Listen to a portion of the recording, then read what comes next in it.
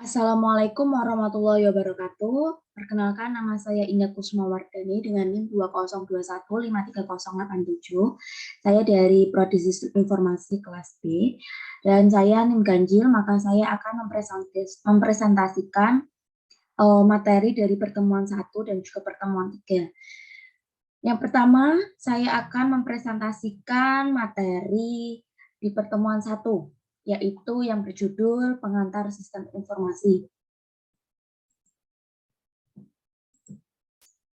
Mengapa mempelajari sistem informasi? Karena sistem informasi merupakan bidang ilmu yang menjembatani bisnis dengan teknologi. Yang artinya, bidang ilmu ini bertanggung jawab untuk memastikan bahwa setiap kebutuhan atau demands bisnis harus didukung oleh investasi atau supply teknologi yang efektif dan sesuai. Yang pertama adalah pengaruh globalisasi. Globalisasi adalah suatu proses penyebaran unsur-unsur baru yang menyangkut informasi secara mendunia melalui media cetak dan elektronik. Untuk media elektronik contohnya adalah televisi. Kita semua tahu bahwa setiap rumah sekarang itu pasti mempunyai televisi.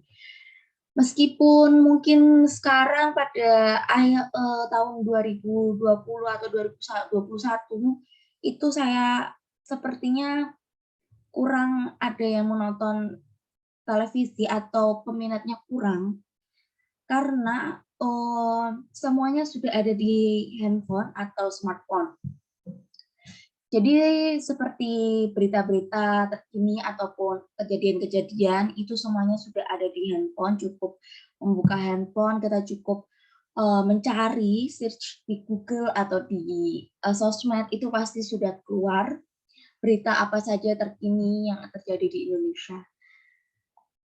Maka dari itu termasuk smartphone juga termasuk adalah globalisasi karena pasti hampir setiap orang sekarang pasti mempunyai smartphone. Bahkan anak kecil pun sekarang mempunyai smartphone. Tapi untuk anak kecil yang saya kurang setuju dipegangi handphone karena mereka mungkin 90% mereka menggenggam handphone itu bukan untuk belajar, tapi untuk bermain game. Dan itu sungguh tidak baik bagi kesehatan mereka, khususnya untuk mata, terus untuk otak juga, lalu untuk kefokusan mereka jadi berkurang atau bubar. Makanya mungkin orang tua harus lebih bijak ya, atau lebih mengontrol anak-anak mereka apa yang mereka tonton. Karena saya tahu, saya paham, dan saya pasti percaya bahwa enggak semuanya yang dilihat itu atau yang ditonton adalah game atau YouTube. Apalagi yang ditonton YouTube ya. YouTube itu berisi berbagai hal, positif maupun negatif. Bila di beranda mereka yang munculnya negatif, itu bahkan sangat berbahaya. Selanjutnya adalah perubahan lingkungan bisnis. Akan terjadi setiap saat, umumnya berupa gerak perubahan dari salah satu atau gabungan faktor-faktor lingkungan luar perusahaan, baik pada skala nasional, regional, maupun global. Sebagian dari dampak yang mereka timbulkan banyak terbukti telah mempengaruhi datangnya berbagai kesempatan usaha. Contohnya adalah berdirinya banyak mall dan juga hotel. Bahkan di setiap kabupaten sekarang pasti memiliki banyak hotel dan juga mall. Contohnya saya dari Jepara, saya dari Kabupaten Jepara, dan Jepara sekarang itu banyak sekali mall. Mall yang ada di pusat kota maupun mall yang ada di pinggiran pantai. Mengapa seperti itu? Kalau dibandingkan mall di pinggiran pantai itu pasti lebih banyak. Karena Jepara kan destinasi utamanya adalah pantai. Maka wisatawan pasti akan datang ke Jepara dengan tujuan untuk berkunjung ke pantainya. Maka banyak pengusaha mendirikan hotel di pinggiran pantai yang tujuannya untuk mengembangkan usaha mereka dan juga menjadikan objek yang dituju bagi wisatawan atau tempat istirahat. sambil memandang pantai, menikmati keindahan pantai, dan juga bermain di pantai. Tapi bukan berarti hotel di pusat kota sepi ya, karena juga banyak juga istilahnya pengusaha dari luar kabupaten atau luar kota itu datang dan juga memilih hotel di pusat kota untuk beristirahat karena aktivitas utamanya ada di pusat kota.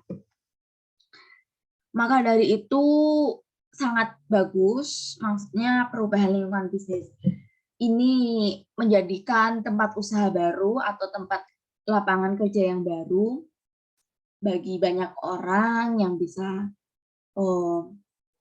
diminati. Selanjutnya adalah perkembangan dunia industri. Revolusi industri keempat adalah industri yang menggabungkan teknologi otomatisasi dan pertukaran data dalam teknologi manufaktur. Perkembangan revolusi industri yang keempat dimulai pada tahun 2016 dengan ditandai adanya digital ekonomi, big data, IoT atau Internet of Things, robotik, cloud system yang semua aktivitasnya berbasis teknologi hingga sekarang. Contohnya sekarang adalah terciptanya e-commerce. Kita tahu bahwa e-commerce itu adalah sebuah kumpulan aplikasi di mana kita dapat membeli atau memesan barang melalui handphone atau smartphone. Cukup dengan itu, cukup mengeklik, maka mungkin barang kita sudah datang.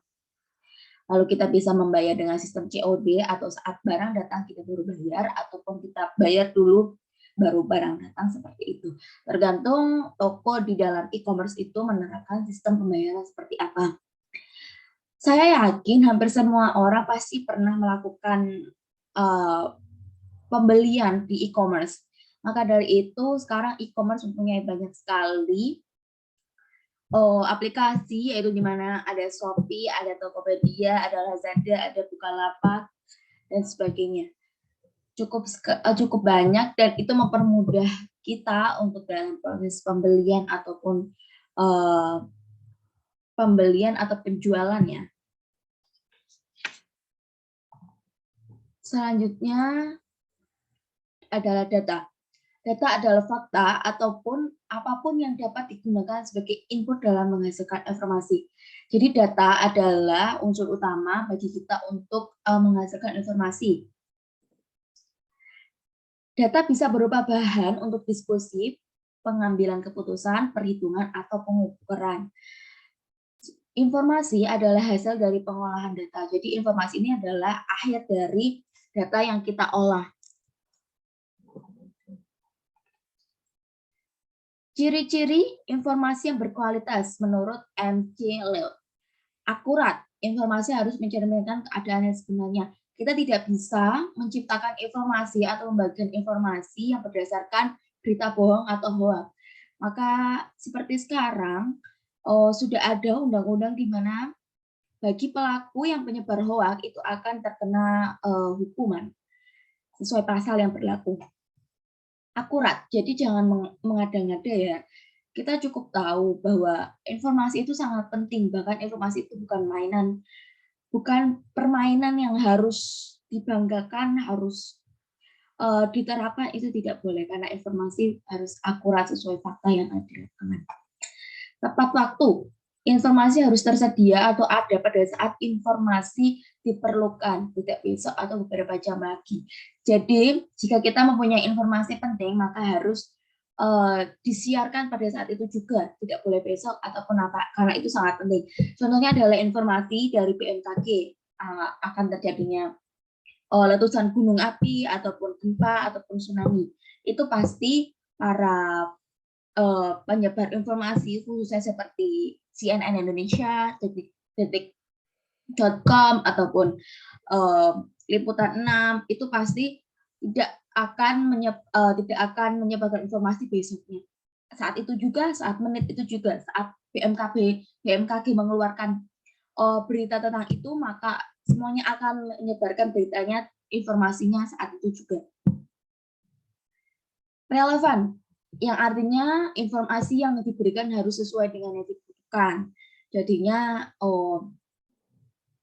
harus sesuai yang dibutuhkan. Seperti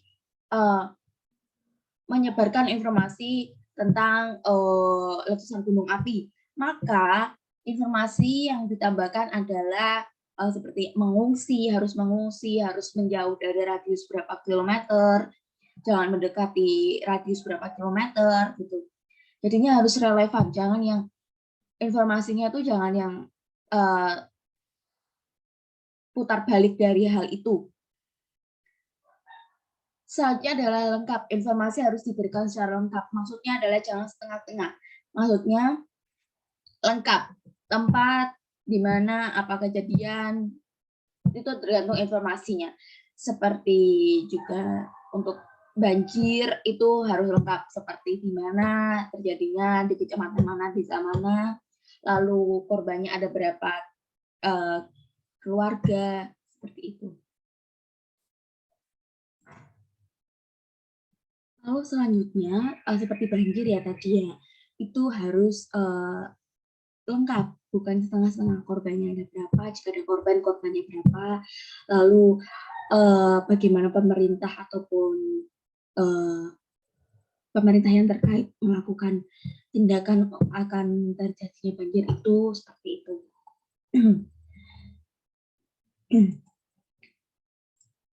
Selanjutnya adalah sistem. Sistem adalah sekumpulan komponen yang saling berhubungan satu sama lain dan bekerja sama secara harmonis untuk mencapai satu tujuan. Intinya sistem itu ada banyak sekali komponen, namun tujuannya hanya satu, untuk menciptakan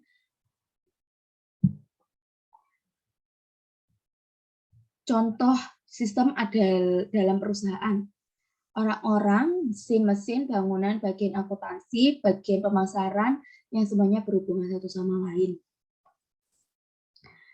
Jadinya orang-orang itu juga termasuk sistemnya, yaitu bekerja sama. Apalagi orang-orang atau buruh yang ada di pabrik itu termasuk sistem, karena mereka bekerja bersama-sama untuk mencapai satu tujuan, yaitu untuk menyelesaikan tugas mereka.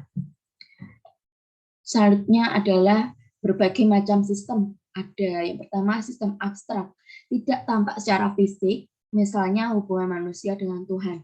Jadinya hubungan kita dengan Tuhan itu tidak tampak bagi orang lain, karena itu urusan kita pribadi dengan Tuhan, tanggung jawab kita pribadi dengan Tuhan. Seperti kita tidak sholat, itu maka tanggung jawab kita terhadap Tuhan langsung. Jadi orang lain tidak terlibat, tidak tampak. Hal itu tidak tampak karena kita dan Tuhan yang berurusan. Yang kedua adalah sistem fisik, ada secara fisik. Misalnya sistem akuntansi dan juga produksi. Selanjutnya adalah sistem tertutup, sistem yang tidak dapat bertukar. Materi, informasi tidak dipengaruhi oleh lingkungan. Misalnya BIN, Badan Intelijen Negara. Jadi kita tahu ya, BIN itu sangat tertutup, bahkan sekolah BIN itu benar-benar tertutup, tidak boleh siswanya itu memegang handphone ataupun smartphone. Bahkan mereka boleh mengabari keluarga pun lewat petugas, seperti itu. Saking tertutupnya, saking menjaga rahasianya. Itu juga rahasia itu bukan main-main, itu tujuannya untuk keamanan juga. Yang keempat adalah sistem terbuka, adalah sistem yang berhubungan dengan lingkungan, contohnya sistem perdagangan. Selanjutnya adalah pengertian sistem informasi manajemen. Adalah kumpulan komponen yang saling bekerja sama yang digunakan untuk mencatat data, mengolah data, dan menyajikan informasi untuk para pembuat keputusan agar dapat membuat keputusan dengan baik. Sifat-sifat sistem informasi manajemen, sistem yang terkoordinasi, memiliki subsistem informasi, sistem yang terintegrasi secara rasional, mengubah data menjadi informasi dengan berbagai macam cara, meningkatkan produktivitas sesuai dengan gaya dan karakteristik manajer, lalu menggunakan kriteria kualitas yang ada.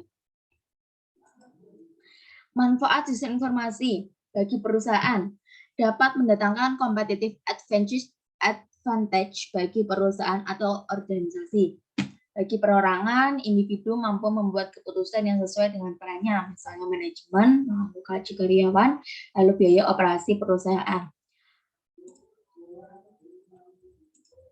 Bagi industri, apabila sistem informasi antar perusahaan dapat saling terhubung, maka industri dapat mengetahui omset perdagangan semua perusahaan. Pengetahuan yang diperlukan oleh manajer. 5 pengetahuan manajer yang untuk dapat memanfaatkan sistem informasi. Yang pertama, nomor 1 adalah konsep dasar sistem informasi meliputi pengetahuan tentang komponen sistem informasi dan cara kerjanya. Yang kedua, teknologi informasi meliputi berbagai aplikasi yang diperlukan oleh perusahaan untuk mengembangkan sistem informasi. Yang ketiga, pengembangan sistem informasi meliputi teknik perencanaan, pengadaan, dan penerapan sistem informasi di dalam perusahaan. Yang keempat, aplikasi bisnis. Berbagai aplikasi yang dapat mempermudah dan mempercepat proses bisnis. Yang kelima, tantangan manajemen, misalnya mengenai keamanan sistem. Pada kesimpulannya, pengetahuan yang diperlukan manajer adalah pengetahuan yang sangat penting dalam bekerjanya sebuah perusahaan. Gitu. Jadi pada intinya manajer itu harus mempunyai ide-ide baru, hal-hal baru yang bisa dituangkan ataupun yang cocok yang bisa diterapkan pada perusahaannya. Seperti itu presentasi pertemuan 1 atau bab yang berjudul pengantar informasi dari saya. Mohon maaf bila salah kata atau kekurangan. Wassalamualaikum warahmatullahi wabarakatuh.